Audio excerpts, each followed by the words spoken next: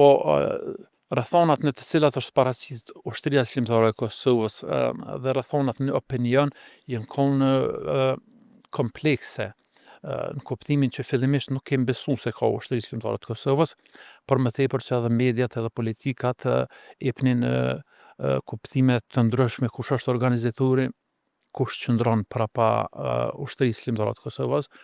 Në momentin që unë e kom kuptu se ka ushtri shqiptare të Kosovës, kam qenë i gatshëm, sidomos vendimin e kom marrë para rastit familjes Jashari, ka qenë rasti masakra e Likoshanit edhe Qirezit. Një prej atyne viktimave ka qenë një grua shtatzën. Çfarë moshe ke qenë? Pa që atër kam qenë 30 vjeçar. 30 vjeçar. Dhe më është Ke qenë i pjekur për me vendos vetë? Po. Shkurti i vitit, kjo ka ndodhur në shkurt vitit 1998. Ajo masakur që ka ndodhur. Por ndryshe edhe Këto janë konë edhe motivet që ty të kanë shtyr më shumë me qenë më i vendosur për më nisë për luft. Tash motivet janë grumbullu kadal. Ne kemi qenë të diskriminuar si qytetar, mos kemi qenë as dorës dytë. Kanë ardhur dy policë në fshat, në qytet, në tubime, kanë bërë çka kanë dashur. Domethënë ne nuk kemi pas, janë nxjerr njerëz prej punave, janë largu njerëz nxënësit prej shkollave, mbyll sistemi shëndetësor. Helmimi i nxënësve. Helmimi i nxënësve në vitet 90-ta.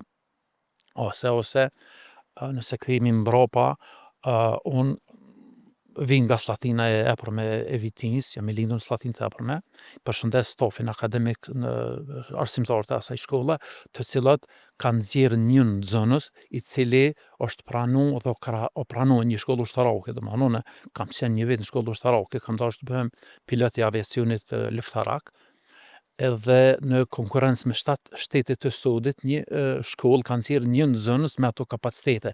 Dhe duke qenë në gjatë atij shkollimi, e kom pa diskriminimin edhe kom pa mosdurimin ndaj nesh. Domethënë ato që kam Kjo ti po bisedon në sistemin jugosllav. Po flas për sistemin jugosllavisë, është fjala në vitin 1985, kur unë kam qenë ajo koha që ka ndikuar në ndërtimin e personalitetit si nxënës. Unë isha ndër nxënësit më të mirë, normalisht po në Slatinë, po mund të themi edhe në Kosovë, për faktin se pak ka pas, ose kam qenë i vetmi shqiptar, atë vit shkollor i pranuar në shkollën më të mirë në Jugosllavi që ka ekzistuar, në rangje botërore ka qenë ajo shkollë. Dhe unë kom pas se nuk na dojnë ne.